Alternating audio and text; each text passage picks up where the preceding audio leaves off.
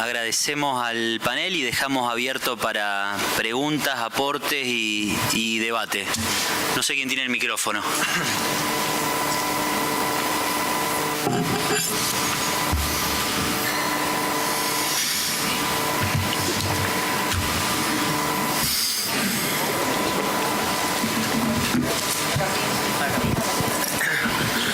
Una cortita y dos en unas. Entiendo que los Lanzoni y Macioli, los dos últimos expositores, nos señalaron esta situación del fiscal en el artículo 24 del Código de Procedimiento, que habla de que cuando se peticionara la suspensión de juicio a prueba, el fiscal contará con el acuerdo del imputado, ¿no? Esta facultad que tiene el fiscal para solicitarlo. Y que después, allá por la audiencia preliminar, aparece, muy inteligentemente señalado por el doctor Lanzón, la voz: yo tengo derecho a solicitarlo. Entiendo que asiste razón en que hay una situación en la que el fiscal tiene ese derecho en atribuirse la calidad de admitir o no, y hay otra situación en la que el juez tiene que decidir, pero ahí también hay que remitirse al 76. Fíjense que Acosta dice que no se establecerán preeminencias del inciso primero por sobre el inciso cuarto, cuando quiere decir que se tiene que admitir la suspensión del juicio a prueba en aquellos casos que se admita la condena de ejecución condicional, en parte por ser parte del mismo instituto, aplicado antes o después en el proceso. Entiendo que, aplicado a nuestro Código de Procedimientos, entonces, el imputado lo puede solicitar siempre y no va a necesitar acuerdo del fiscal, y él le va a renacer este derecho a la jurisdicción, como decía Mariano, en el caso que se trate del inciso primero. Pero que no va a ocurrir, y no veo de dónde renace, acaba la pregunta, en el caso de que estemos hablando del inciso cuarto, porque no hay ninguna atribución legislativa, ni en el Código de Procedimiento, ni en el Código Penal, en el artículo 76 bis, ni siquiera en el fallo Acosta, que tiene la tesis amplia, admitiendo para la condena los casos de delito de condena y ejecución condicional, pero no quitándole esa facultad de admisibilidad al fiscal, esta facultad para que el juez decida. Punto 2, vinculado al tema Góngora. De aquí la enorme responsabilidad de los fiscales en los casos que, aún con lesiones dolosas, lleguemos con situaciones que puedan o no ser de violencia de género, porque el concurso nos ubique dentro de las previsiones del 76 bis inciso cuarto y tenga expositores la facultad sustraída del juez, y sí va a tener la facultad del juez de decidir, aún sin leal acatamiento a Góngora, en los casos en que nos encontremos dentro del inciso primero. ¿Y por qué digo que esto puede pasar y que, me atrevo a decir, es probable que Góngora tenga alguna reforma en el futuro? Porque las condenas que existen con motivo de hechos de violencia de género, y yo en el año 2014 era fiscal y el doctor Mariano Macioli era defensor, y no sé si fue la primera prisión preventiva con motivo de un hecho de lesiones leves dolosa la que yo solicité después de varios hechos de agresiones respecto de una víctima, fallo Luján, de la Cámara de Apelación Penal de Venado Tuerto. Digo, en estos casos la resolución que se da es la misma, como adelantaron. El instituto es el mismo. Condena con condiciones en un juicio abreviado, sino suspensión del procedimiento a prueba. Creo que en algunos casos, suspendiendo el procedimiento a prueba previamente, no le quitamos el acceso a la jurisdicción a la víctima, eventualmente respetamos sus derechos y le damos las mismas condiciones ya de entrada de tratamiento para paliar sus problemas de ira al imputado, tratamiento psiquiátrico, etcétera, etcétera. Les dejo los planteos y la reflexión. Sí, perdón, con relación a la primera pregunta, no es que indudablemente que hay 3 presupuestos del 76 bis, primero, segundo párrafo, donde no es necesario el consentimiento fiscal, y sí, yo me referí concretamente al cuarto, porque me parece que ahí es donde están los problemas. O sea, en la medida en que haya acuerdo fiscal, no hay ninguna discusión por un tema de construcción del modelo acusatorio, y en el caso donde el fiscal no prestara el consentimiento, ahí es donde empiezan los inconvenientes. Yo lo que digo es, no que renace el derecho a la jurisdicción, sino que en realidad el consentimiento debe ser considerado como válido, como dado por el fiscal, cuando él solamente se limita a dictaminar. Yo creo que lo que tenemos que distinguir, si vamos a hablar del artículo 76 bis, es una cosa es el dictamen y otra cosa es el consentimiento. Es ilógico pensar que el legislador nacional, cuando regula el consentimiento en el párrafo cuarto, se esté refiriendo a que el fiscal opine sobre los requisitos legales, porque, digamos, si no sería absolutamente vaciarlo de contenido. Es lógico que el fiscal, con control de legalidad, como lo tiene en la Nación, como lo tiene en la provincia, puede pronunciarse sobre los presupuestos legales, pero sobre eso, en definitiva, el control de legalidad residual, que siempre lo tiene el órgano jurisdiccional. Entonces, lo que yo digo es, de esta manera vamos a exigir que el Ministerio Público de la Acusación, cuando se oponga, cuando no dé el consentimiento, lo haga verdaderamente sobre cuestiones de política criminal y de razones de oportunidad y de conveniencia. No que diga genéricamente el delito es grave, o que diga no se dan los requisitos del Código Penal, porque eso en definitiva lo va a controlar el juez. Yo lo que estoy diciendo es que el fiscal debe oponerse, si lo considera así, y esa falta de consentimiento es vinculante para el órgano jurisdiccional. El juez no puede otorgar la probation en el caso de que la oposición sea fundada en cuestiones de oportunidad y conveniencia. Solo el fiscal puede saber si es conveniente o no suspender el procedimiento. Entonces, en ese marco, yo no tengo ninguna objeción y la jurisdicción está limitada a ponerse a analizar si va o no la suspensión de juicio previo, independientemente de que es un derecho del imputado. Ahora, cuando la oposición es solamente por cuestiones de requisitos legales, ahí me parece que debería tomarse la consecuencia de que el consentimiento del fiscal está dado y el juez entonces poderse analizar específicamente el fondo.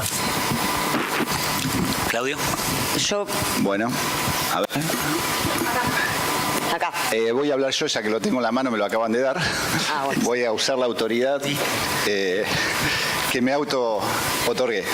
Me encanta este tema, sobre todo porque me hace acordar noches de asados hasta las 3, 4 de la mañana discutiendo con el grupo de la comisión, y vamos a hacer algunos nombres: Román Lanzón, Viviana Alonso, Mariano Aleao, el Palomo Eduardo Martínez Llanola, discutiendo todo este tipo de cosas con un poco de alcohol encima, lo cual lo hacía mucho más divertido. Pero no íbamos a reunirnos a discutir, simplemente a comer un asado, pero la naturaleza hacía que terminábamos todos los asados discutiendo de algún tema jurídico. Pero acá vamos a rememorar la discusión, no el asado ni el alcohol. Dos cuestiones, una que planteó Leandro. Creo que el primer análisis hay que hacer qué es lo que rige, y si rige, del artículo 76 bis. El legislador dijo que esto es una cuestión procesal, y como procesal debe ser regulado por el Código Procesal Penal de Santa Fe. La pregunta es, ¿qué es lo que regula el Código Procesal Penal de Santa Fe? De algún modo, el artículo 24 nos da algunas pautas de procedencia, que son las únicas que la ley procesal establece, que son la procedencia de la condenación condicional y, en caso de pena de inhabilitación, asumirla como regla de conducta. Y esto me trae a verificar en qué parte del 76 bis se tratan estas cuestiones. Y se tratan específicamente en el primer párrafo y en el cuarto. Por lo tanto, en estos párrafos hay una aplicación sustraída del 76 y solo se aplica el 24. Esto significa que vamos a analizar la procedencia en función de lo que dice el 24. Y el 24 lo único que dice, procedencia de la condenación condicional. No habla de un consentimiento fiscal. Por lo tanto, nosotros que queremos aplicar el fallo Acosta y el criterio amplio y demás, estamos hablando de un fallo del 2008, cuando esta ley modificatoria del Código Penal es del año 2015 y el Código Procesal Penal es de la época de posterior vigencia al 2008. Con lo cual, tenemos que decir que si dice condenación condicional y no agrega, sustrajo del 76 el consentimiento fiscal, la ley no exige. El legislador, tomando una decisión de política criminal, nos dijo, con el consentimiento fiscal no me voy a meter, simplemente voy a pedir condenación condicional. Yo sé que Román se sale de la vaina para contestarme, pero todavía no terminé. Entonces, pasamos al segundo punto. ¿Cómo juega el rol del fiscal dentro del sistema procesal diseñado por el legislador provincial. Tenemos dos momentos absolutamente diferentes. El primero, el de la IPP, Investigación Penal Preparatoria, está regulado específicamente como un instrumento de política criminal que debe manejar el fiscal a su placer y conveniencia. ¿Qué quiere decir? Si el fiscal lo pide y tiene el consentimiento fiscal del imputado, listo, ya está, no hay discusión. Pero el problema aparece desde el momento en que el fiscal ejerce la pretensión punitiva, donde cesa el señorío y la autoridad absoluta sobre el ejercicio de la persecución penal y se produce un efecto preclusivo sobre su pretensión. Es decir, ejerce la pretensión punitiva y abre una nueva etapa, que en este caso es la etapa intermedia, donde las partes, como lo dice específicamente, no me quiero equivocar, pero creo que es el 295, el 297 lo regula como cuáles son las posibilidades de solicitud, y una de ellas es, lo dijo muy bien Román, las partes pueden solicitar la suspensión del procedimiento de prueba, pero antes nos dice que en la etapa preliminar vamos a regirnos por las reglas del debate. Entonces, haciendo un análisis sistemático de las normas procesales, tenemos que ver primero que en la primera etapa es un sistema donde el señorío lo tiene el fiscal, pero a partir de la acusación empieza a jugar un equilibrio absoluto entre las partes, acusador y defensor, frente a un juez que va a tener que cumplir una función de garantía. Y eso significa que si yo puedo, y creo y coincido con lo que dijo Román, que si yo puedo proponer aquello que no me pertenece, oportunidad, evidentemente va a necesitar el consentimiento fiscal. Pero solicitar la suspensión del procedimiento a prueba va a ser un derecho asumido por el legislador para el imputado de pretenderlo, frente a una pretensión fiscal que la va a ejercer de la manera que quiera. Y acá me quiero detener en otro concepto. Creo que es erróneo, desde el punto de vista ontológico, filosófico, hablar de consentimiento fiscal vinculante. La palabra vinculante en esta etapa no tiene lugar, porque no puede haber criterio acusatorio de debate contradictorio en pie de igualdad, asumiendo que uno de los sujetos puede vincular al juez de alguna manera. Entonces, deja de hacer caras, Román, no te voy a dejar hablar, le voy a decir a Jorge que te apague el micrófono. Bien, no podemos decir que la opinión del fiscal sea vinculante. Por lo tanto, hay que desterrarlo ese concepto de esta etapa, porque ni siquiera en la etapa de juicio puede ser vinculante, y bien dijo Mariano, con el criterio tarifeño, nosotros con la doctrina de tarifeño tenemos a un juez que puede condenar o no condenar en la medida que tenga una pretensión. Por lo tanto, puede conceder o no conceder la probation en la medida que tenga una pretensión. Ahora, creo que hay que definir qué es lo que puede hacer el fiscal en esta etapa intermedia. Y en la preliminar, el fiscal puede oponerse, pretender no aceptar esa pretensión que tiene el imputado y su defensor. Ahora la pregunta es, ¿qué carácter le damos a esa pretensión? Nada más ni nada menos que una pretensión. Por lo tanto, creo, y ya te lo dije en algunas charlas, Román, me parece que hay que hablar de si es atendible o no atendible la opinión del fiscal. Pero no como vinculante o no vinculante, sino que si su oposición tiene alguna situación atendible. Ejemplo, pido la probation en un delito que la condena condicional no va a ser ni acá ni en la China, por lo tanto no lo concedo por una cuestión de legalidad. Pero si la oposición me significa que el fiscal cree que no le van a dictar una condena de ejecución condicional, pero el juez entiende que es muy alta la probabilidad o está convencido de que va a dictar una condena de ejecución condicional, obviamente su pronóstico es viable, hace viable la concesión del recurso. Y por último, nos vamos a meter en el tema de la política criminal. Y ahí creo que lo que tiene que hacer el juez es analizar la atendibilidad o no atendibilidad de su pretensión. Pero no como carácter vinculante, sino sí la explicación que da con relación a los criterios de política criminal son suficientemente atendibles para que el juez considere que en eso no se puede meter porque es una cuestión propia del fiscal y que en este caso en particular merece o es atendible ir a juicio. Entonces, Entonces creo que hay que, como cierre, creo que hay que dejar de lado el concepto de vinculante de la opinión fiscal, hay que meter la opinión fiscal dentro del sistema adversarial y acusatorio, y el juez lo valorará según cuestiones que tienen que ver con la procedencia o cuestiones que tienen que ver con la política criminal. Pero nunca, y este es el temor, y con esto cierro, nunca puede decir solamente la oposición del fiscal me es vinculante y no puedo hacer nada. Porque esto, en el sistema acusatorio que impone el codificador en la etapa intermedia, está privado por la legislación vigente. Nada más. Ya está. Nada, sintéticamente, porque en realidad ya Claudio ha expresado su opinión, ya lo hemos discutido otras veces, o sea, no nos vamos a poner de acuerdo, pero solamente 2 o 3 cosas nada más que apunté, porque fue muy largo, no pude apuntar todo. Pero lo primero, con relación al tema de que estamos olvidándonos que esto es una facultad discrecional que da el legislador a partir del artículo 24 y que tiene que ver con el ejercicio de la acción. El fiscal, cuando dice yo quiero parar acá, tiene que ver con una facultad discrecional para desistir de la persecución penal. Obviamente que con la imposición de reglas de conducta, pero es uno de los mecanismos discrecionales que tienen que ver con el ejercicio de la acción. Entonces, no me parece que el artículo 24 sea tan amplio para el fiscal durante toda la IPP y que mágicamente cuando llegamos a la etapa de la audiencia preliminar, automáticamente lo que era todo del fiscal, ahora ya no es nada del fiscal y es una pretensión más, un dictamen más. Como el viejo dictamen, cuando el juez tenía la decisión final en los modelos inquisitivos, le decía, a ver usted fiscal, ¿qué opina? Total, lo que opine o no opine, yo soy el que tengo la decisión como órgano jurisdiccional. Y me parece que ahí es donde yo hablo de la interpretación sistemática y conjunta, sin dejar de reconocer que es una facultad del fiscal, que es propio de la discrecionalidad que el legislador de Santa Fe le dio al Ministerio Público de la acusación, deja abierta una posibilidad en el marco de la audiencia preliminar. Entonces yo digo, bueno, ¿hasta dónde puede ir?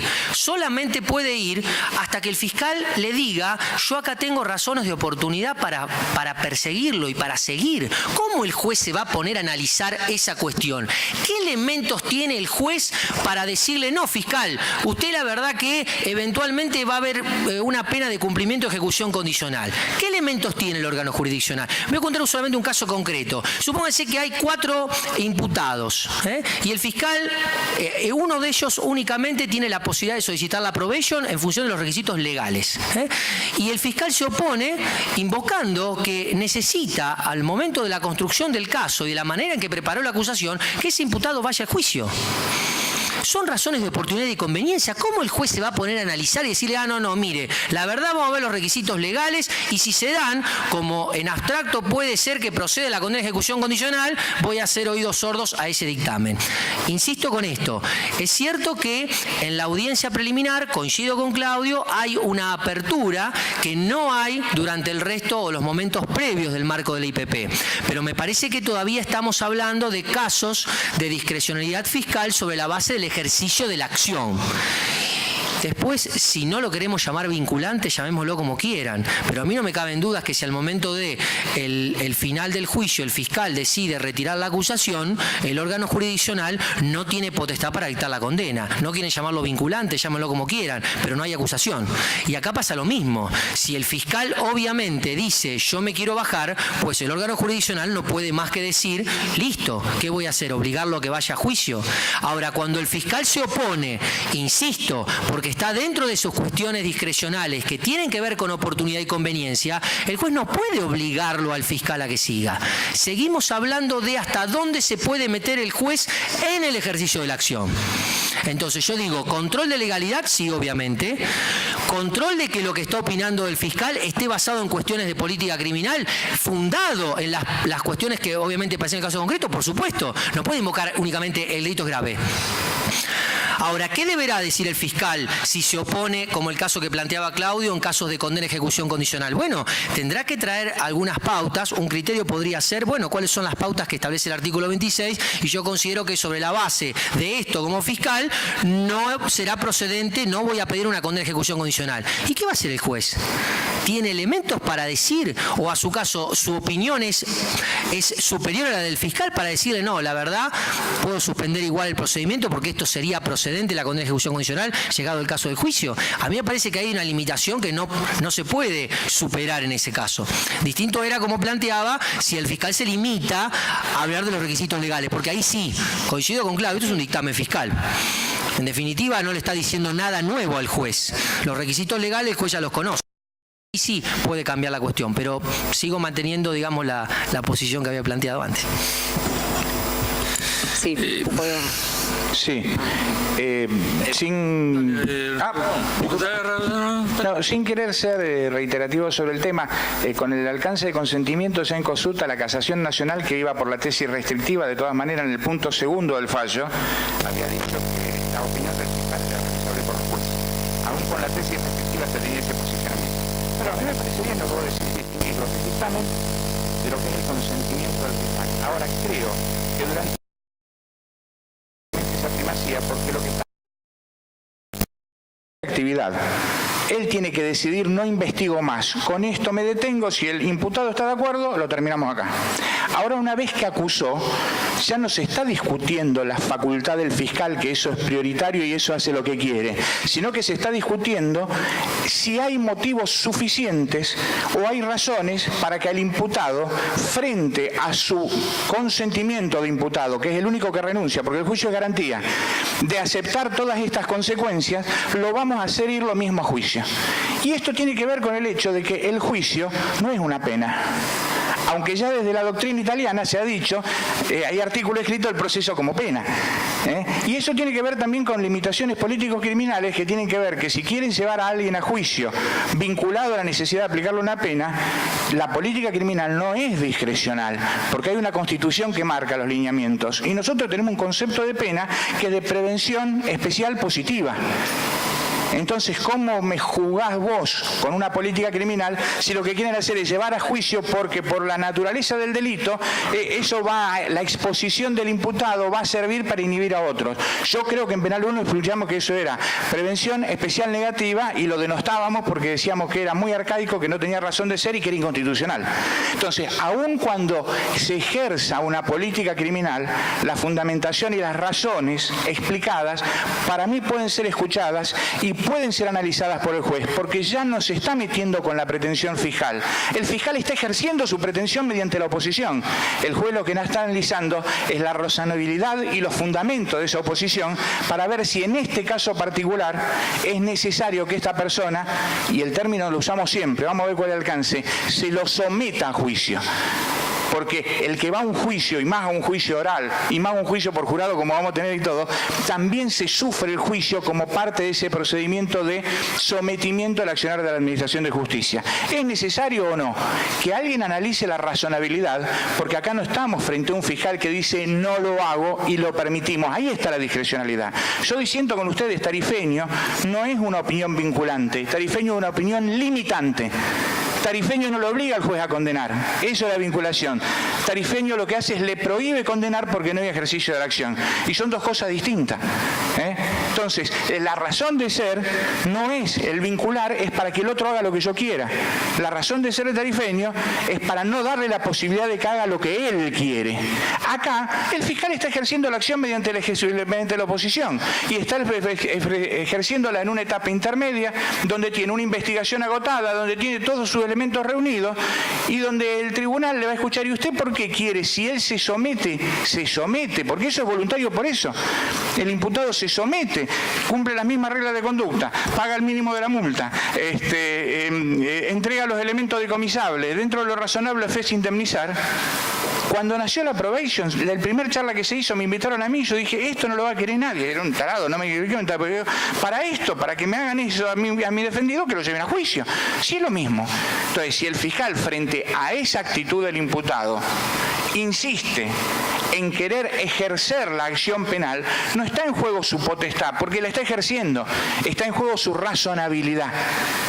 Y para juzgar su razonabilidad y la adecuación de su razonabilidad a las líneas de política criminal constitucionales que obligan a todos los operadores, incluso a los fiscales, está la figura del juez.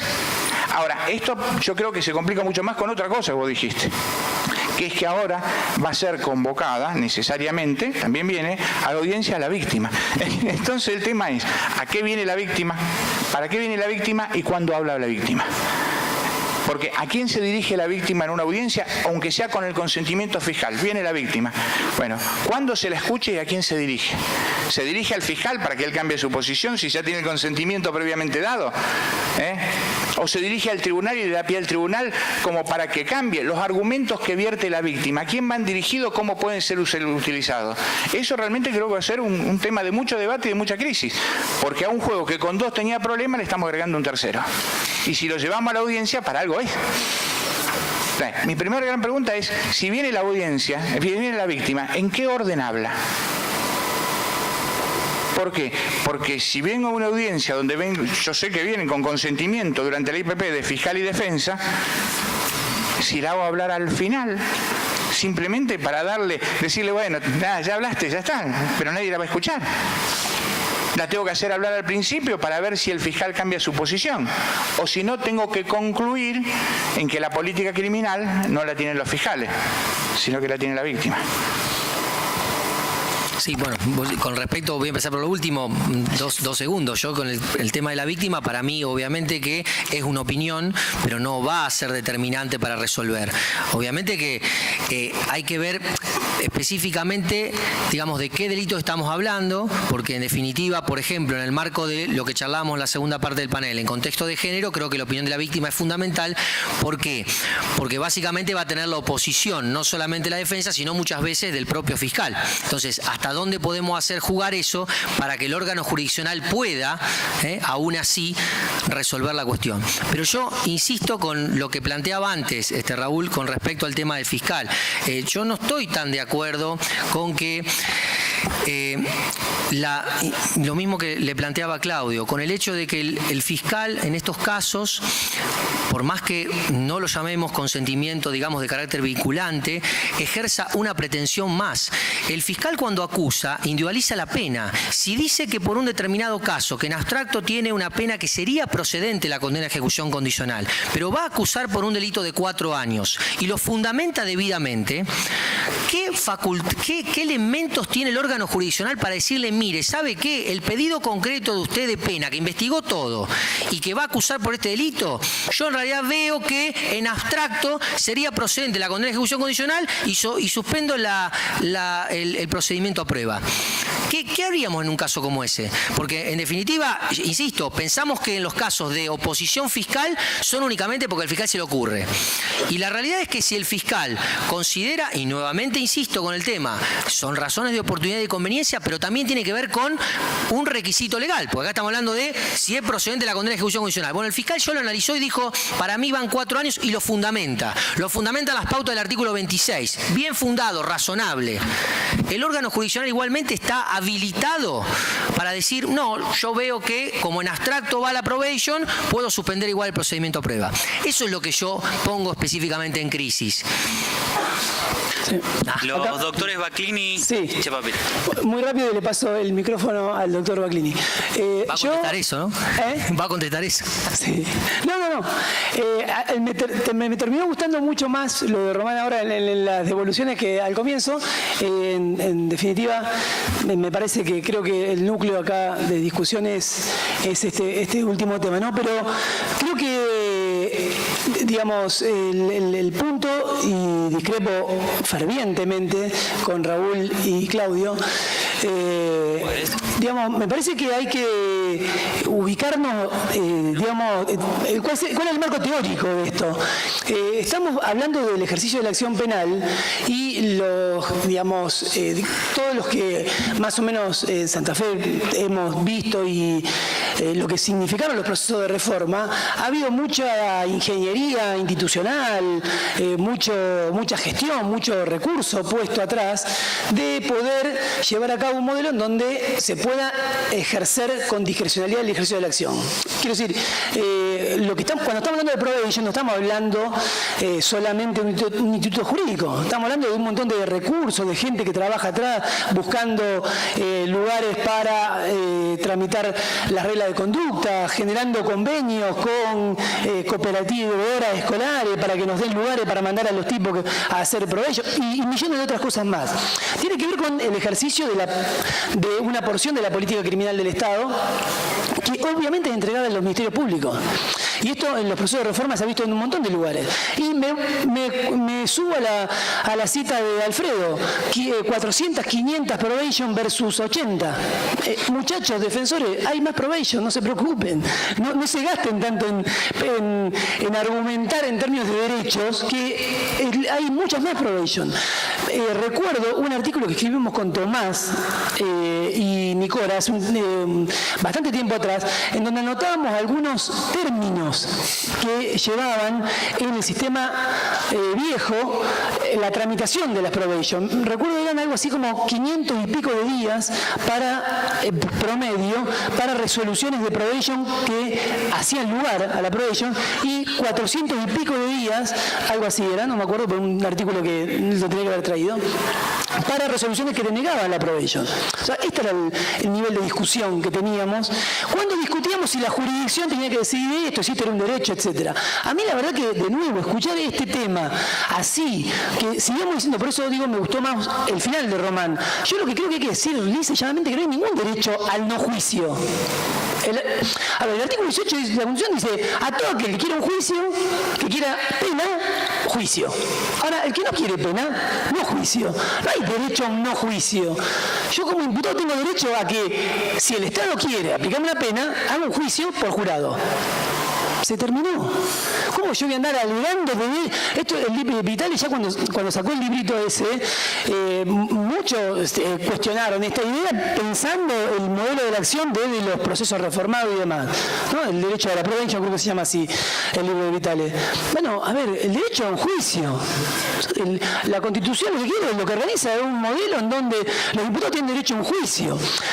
Este argumento de Raúl respecto de que supuestamente tendríamos un derecho a la no pena cuando la teoría de la pena, bueno, qué sé yo, habría que discutir teoría de la pena, habría que sentarse, habría que empezar por hacer juicio de cesura, para empezar. Si vamos a discutir juicio de pena, me gustaría que por lo menos tengamos juicio de cesura, y habría que discutir cuál es la pena que nuestra Constitución quiere, el ideario de pena, y esta es una discusión filosófica que no terminamos más, me parece que habría que darla, pero de ahí a decir que esto le otorga al imputado un derecho a la no pena, porque supongamos que el fiscal tiene un fin de prevención especial negativa, bueno, too much. Para mí too much, yo prefiero seguir diciendo que el imputado, si le queremos aplicar una pena, tiene derecho a un juicio.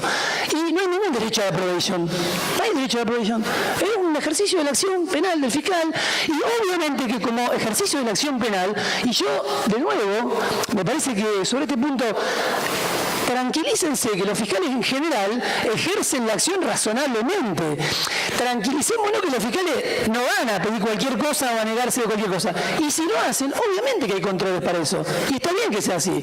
Un control, me parece que no se dijo muy fuerte sobre el ejercicio, sobre el dictamen fiscal, esta diferencia entre dictamen y cosa que comparto totalmente, que claramente, como decía Román, tiene que ver con la naturaleza político-criminal en el ejercicio de acción, un elemento definitorio del principio de igualdad. Obviamente, cuando los fiscales ante casos iguales apliquen en forma desigual criterios político-criminales, será un motivo de intervención de la jurisdicción, me parece bien, porque ese es un límite al ejercicio de la acción. Ahora, todo este discurso respecto de los derechos del imputado, los derechos son al juicio, no a la impunidad. No hay un derecho a la impunidad. Porque, señores, la probation termina con un sobreseimiento. Igual, perdón, pero... Y eso, perdón, ¿cuánto terminó? Eso es impunidad. Ahora, ustedes me podrán decir, ¿le gusta más, menos? La Constitución lo que garantizó es que si a las personas se les da una pena... Solamente te voy a dar un ejemplo para... Hagamos un juicio previo y por jurado. No estamos en ese escenario. Está bien, pero perdón, la probation, arranqué con la exposición diciendo que la probation no es gratis y las reglas de conducta que se le imponen no son gratis y se imponen coactivamente. Y además, en casos... Perdón, no, son gratis, terminan con el sobreseimiento, ¿eh? Pero yo el caso que quiero que termine Pero perdón, en casos donde se aplica una condena de ejecución condicional... Tengo para discutir casos, si las mismas discutimos casos. Si quieren discutimos casos, en la audiencia... Me parece que es importante que esté. Yo respeté la palabra de todos, así que por favor... En segundo término, lo que creo es que las discusiones que se están marcando, primero desde el 76 bis, se está marcando desde jurisprudencia, que es jurisprudencia dada sobre la base de modelos inquisitorios. Es decir, que hay un error de la percepción, porque si trasladamos esa jurisprudencia a un modelo acusatorio como que nosotros estamos manejándolo y lo manejamos desde una visión estanca, desde lo que son las políticas de persecución que daban jueces de instrucción, está todo correcto lo que dicen que esto es un derecho del imputado. ¿Por qué es un derecho del imputado en esa visión? Y me parece lógico, porque quien ejerce la acción y la jurisdicción a la vez es el mismo juez de instrucción. Entonces, cuando llevamos a esa interpretación, me parece lógico que el imputado levante la mano y diga, señores, denme un espacio para que yo pueda ejercer mi derecho. Desde esta visión, me parece razonable que se le abra la puerta al imputado para entenderlo como un derecho. Ahora bien, nosotros tenemos un sistema que es distinto y tenemos que empezar a interpretar las normas desde los principios propios del sistema que tenemos. Entonces, no digo por razones de conveniencia, pero por razones de que puede haber un error en la redacción del legislador, dejamos de lado lo que es el principio de la construcción del instituto. El instituto dentro del modelo acusatorio es un acto de disponibilidad de la acción del fiscal. ¿Por qué lo es? Porque el fiscal tiene principio de unidad de actuación y puede fijar una política de persecución que sea acorde a todos los imputados en forma igualitaria. En cambio, los jueces, un juez va a decir que sí, el otro juez va a decir que no, el otro juez va a decir tal vez, y aquí se desarticula la política de persecución. Cualquier modelo acusatorio tiene que ser pensado en forma íntegra. ¿Qué significa? ¿Significa solamente el juicio oral? ¿Significa solamente un modelo de audiencias? No, es mucho más que eso. No nos podemos dejar confundir en lo que es el modelo acusatorio. El modelo acusatorio es mucho más que eso. El modelo acusatorio es cambiar el rol de quien ejerce la acción penal, pero no tampoco con el modelo casado de que cambié el cartelito, como decía Víctor en su momento, de juez de instrucción puse fiscal de instrucción. No es ese modelo tampoco el que tenemos. Tenemos un modelo donde el Ministerio Público maneja una política de persecución, y esto es muy bueno en términos de definiciones de qué se persigue, cómo se persigue y cuáles son los resultados que se pretenden en la persecución penal.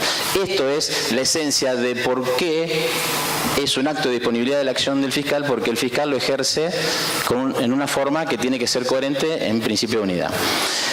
Después, es lógico lo que plantea Román en cuanto a que el fiscal tiene que ser razonable dentro de sus dictámenes.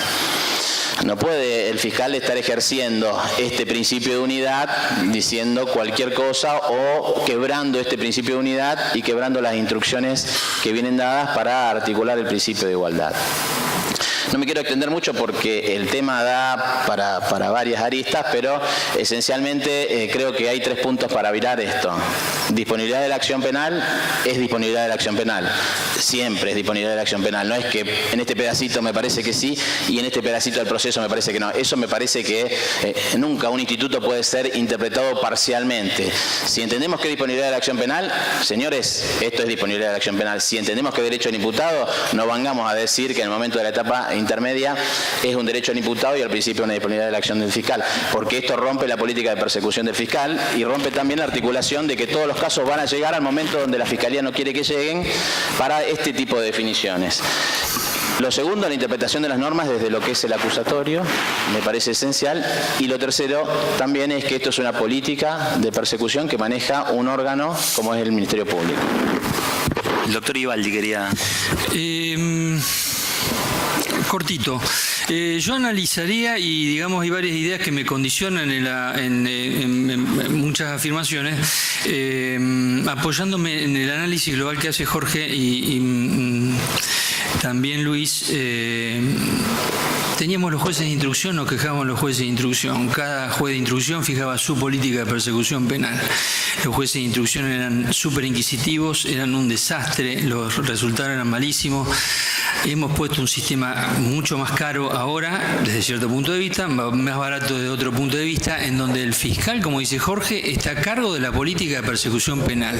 Baja línea a sus fiscales para ordenar cuándo sí, cuándo no, y que eso no sea discriminatorio. Este es el sistema acusatorio adversarial que quiso imponer el legislador, y no puede dejar de condicionar lecturas de institutos como este. Este instituto afecta o no afecta el ejercicio de la acción penal según la toma de decisiones que se adopte. Y la acción penal está pública, está predominantemente a cargo de un órgano que tiene que perseguir racionalmente, y para eso se lo ha creado en forma jerárquica y unitaria, como es el Ministerio Público de la Acusación. Después, el otro análisis que hago es desde la legislación. Yo realmente mi aseveración va a ser poco científica, pero siempre intenté evaluar qué quiso poner el legislador en el Código Penal. Y así se fueron apartando las provincias, porque no dio ni la solución, y cuando la dio fue un desastre, realmente. Lo único que hizo con el 76 y siguientes es introducir al menos el instituto para que lo gobiernen después las provincias, como se terminaron cortando y gobernándolo. Y el legislador reconoció esa situación y terminó diciendo: miren, provincias, gobiernen ustedes la probation. Y si la probation la gobiernan las provincias, nosotros tenemos un artículo que es el 24, que está en la parte general de la acción penal. Sea que se llame dictamen, que es un término más propio de los sistemas antiguos y escritos, porque no creo que el MPA haga dictámenes internos en su pelea con un defensor, si el defensor le va a plantear una probation. Ni son dictámenes cuando van a una audiencia oral, sino que fijan posiciones, ejercen pretensiones. Desde este punto de vista, la probation fue estructurada en normas generales, como es el artículo 24, que gobierna la acción penal en la provincia de Santa Fe en materia de probation a partir de un acuerdo. Ese acuerdo se llamará acuerdo. En la etapa intermedia se podrá llamar un pedido, pero que necesita un acuerdo. Necesita un acuerdo porque el fiscal es al cual le van a suspender el ejercicio de la acción pública, y él es el que tiene la primera palabra. La última palabra la tienen los jueces, y acá los jueces tienen que ser muy prudentes en este aspecto. El aspecto más difícil es cuando el juez se enfrenta a una negativa del fiscal a conceder una probation. Ahí tiene que ver el juez a ver si no hay una persecución penal selectiva o discriminatoria contra el imputado, y que se le respeten sus derechos. El imputado, a mi juicio, tiene derecho a pedir la probation ante el fiscal en la IPP, ante el juez de la IPP si se la deniega el fiscal internamente, ante el juez de la audiencia preliminar, que es también juez de la IPP en la etapa preliminar. Lo que no tiene, para mí, es un derecho, tal como decían allá en el fondo Luis o Jorge, no es un derecho mecánico a que se le obtenga y se le reconozca la probation. No lo tiene el fiscal, el imputado. Y ese test, como destacó Raulito, digamos, los jueces lo tienen que hacer en cuanto al control, digamos, de legalidad, porque puede haber una posición absolutamente, abiertamente ilegal del fiscal diciendo que es una defraudación y estamos en presencia de un homicidio, ejemplo grueso, o puede haber una oposición del fiscal en virtud de cuestiones de política criminal que no están vinculadas al caso concreto, y ahí entramos en el terreno de la discriminación o de la persecución penal arbitraria. Así que para darla o para denegarla es importantísimo la opinión del fiscal, la posición del fiscal sujeta al posterior control jurisdiccional. Muchas gracias. Sí, yo una sola cosita quería aclarar. Obviamente yo estoy más cerca de la posición que planteaba Jorge, indudablemente, pero convengamos, Jorge, que el legislador de Santa Fe, si quiso regular todo lo que vos dijiste que reguló, se quedó bastante corto con el 24, porque realmente es bastante pobre la redacción. O sea, que podamos extraer todas las soluciones al tema del instituto que estamos hablando a partir de la regla del 24, me parece demasiado. Por eso yo traía a colación las disposiciones del Código Penal, que el propio Código Penal 76 dice que en lo que no se regule total o parcialmente se va a aplicar. O sea, hay un montón de cosas que específicamente no ha regulado. Y por eso nos remitimos también a lo que establece, digamos, el Código Penal. Entonces, yo coincido con que si tiene que ver con el ejercicio de la acción, vuelvo sobre específicamente lo mismo, porque me parece que quiero que quede específicamente claro esto de mi posición. El órgano jurisdiccional solo va a controlar cuando el fiscal, su oposición esté basada en requisitos legales. Ese control de calidad lo hacen los jueces. Ahora, si la oposición es por cuestiones de oportunidad y conveniencia, yo coincido también en que no podría el órgano jurisdiccional entrar a analizar la procedencia o no del instituto. Pero necesariamente tengo que traer para completar esa opinión las disposiciones del Código Penal, porque el 24 no me dice demasiado.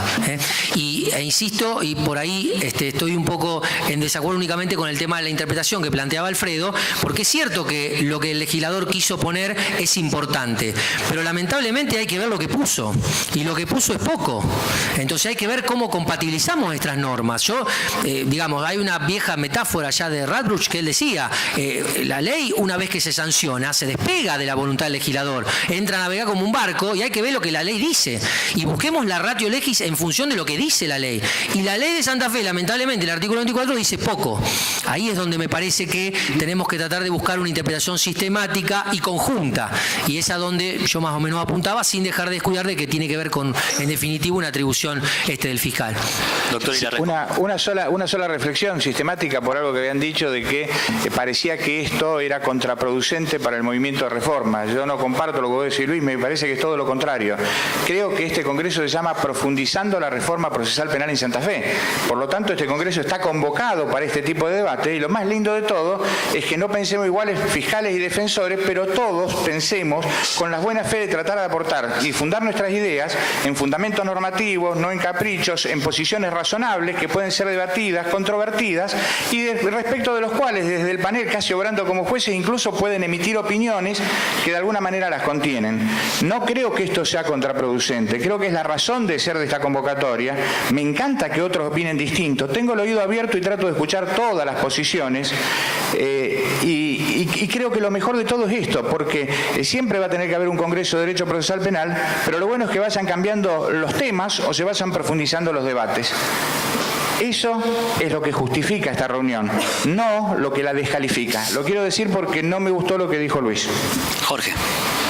Sí, no, yo simplemente, en función de lo último que dijo Román, me permito hacer una pequeña reflexión. El primer problema que tenemos frente a la raquítica norma del artículo 24, porque yo vi en los expositores la permanente referencia al artículo 76 bis del Código Penal, y la primera pregunta que me hago, y que veo que hay una anarquía interpretativa, inclusive acá en los tribunales de Rosario, es, bueno, ¿hasta dónde se aplica el 76 bis? Por ejemplo, si hubo un desplazamiento de la norma provincial específica dictada por un Estado federal en el ejercicio de funciones que le son propias, tema ya que no se discute, y si no hubo una derogación, por más de que la fórmula del artículo 76 del Código Penal habla puntualmente de aquello que no esté regulado. Y yo vengo de la parte general del derecho penal, con lo cual estoy un poco aprendiendo de todos ustedes, pero me enseñaron que no se puede construir una norma a partir de la toma, ¿no es cierto?, de algunos aspectos y otros no. Y la primera cuestión que se me viene a la cabeza es el tema, por ejemplo, de qué ocurre con un delito que tiene pena de multa prevista. El artículo 24 de nuestro Código Procesal Penal no dice nada, y el artículo 76 bis para la procedencia lo exige. Entonces, ahí tampoco existe un criterio uniforme en nuestra jurisprudencia, por esto de que, bueno, ¿qué normas aplicamos? Y yo tengo una norma posterior, muchas veces más benigna en el marco de un tiempo del delito, ¿no es cierto?, que derogaría y sería más favorable al imputado. Primera reflexión para la consideración del panel, es decir, mi primera visión del tema es de que el artículo 76 bis, en lo concerniente a la procedencia del instituto, está literalmente desterrado. Ojo que la posterior es el 76. No, el 76 que tuvo una pequeña modificación. Todo lo que no sea parcial. Bueno, a ver, tenemos una norma que vos definiste como raquítica, pero es una norma al fin, ¿no es cierto?, que establece un marco regulatorio de la probation. Es decir, si a mí para la procedencia de una probation me exigen el pago de la multa, evidentemente cuando nuestra norma procesal penal no lo requiere, tengo una norma menos gravosa en términos de procedencia del beneficio. Primera reflexión.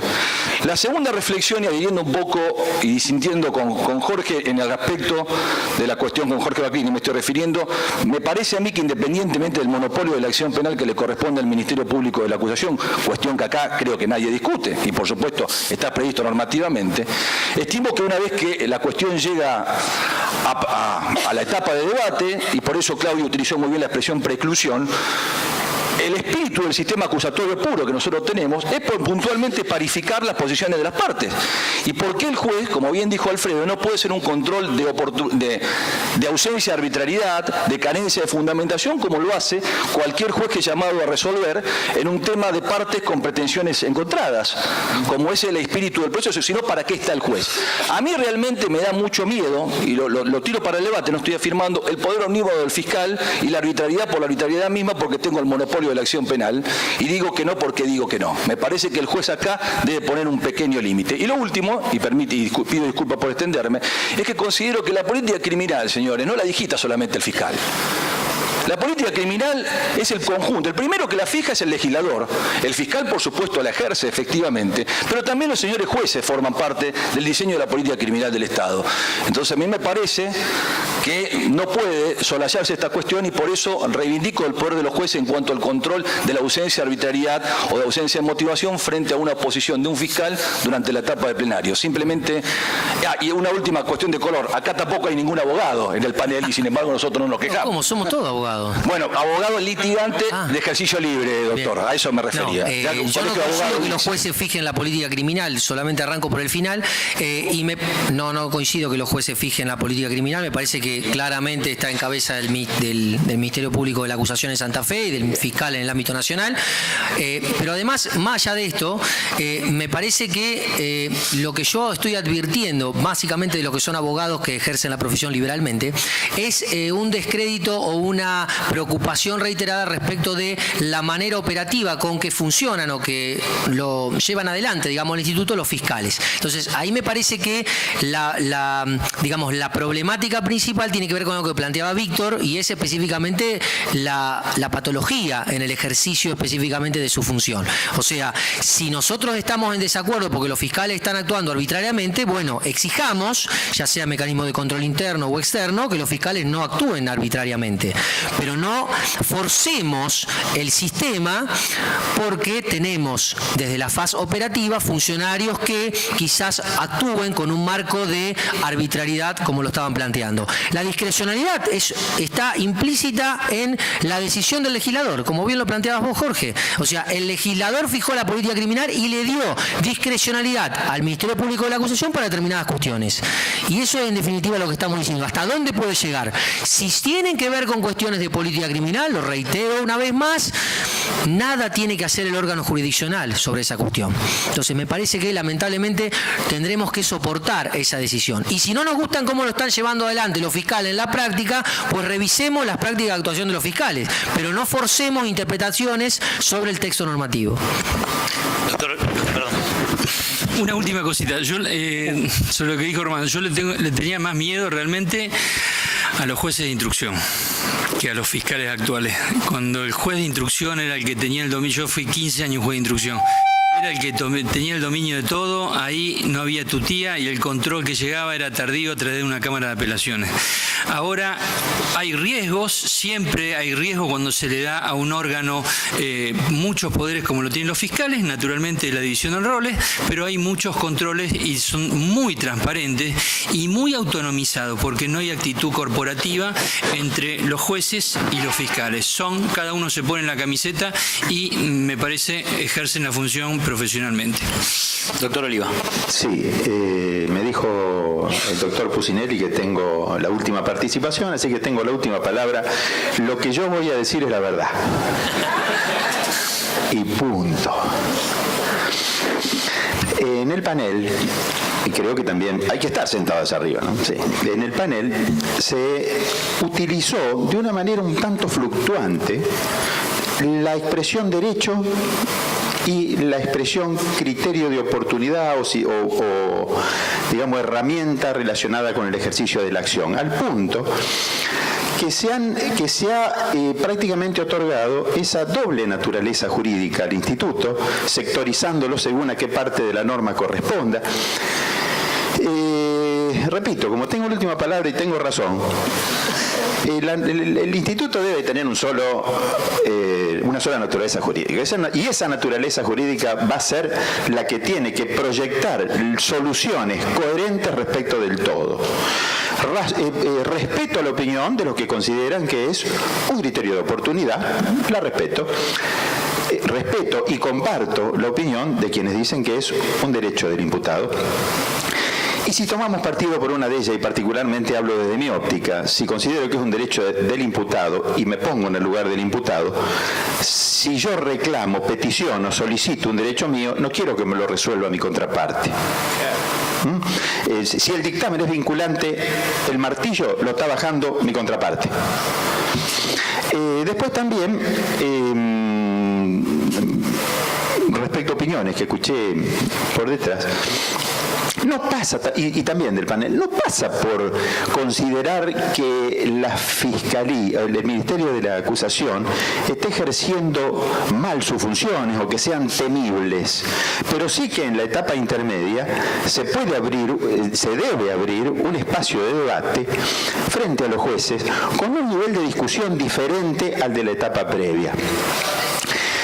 No me gusta, sí me causa cierto resquemor y sigo colocándome en la situación del imputado que yo tenga que depender de las buenas prácticas de mi contraparte.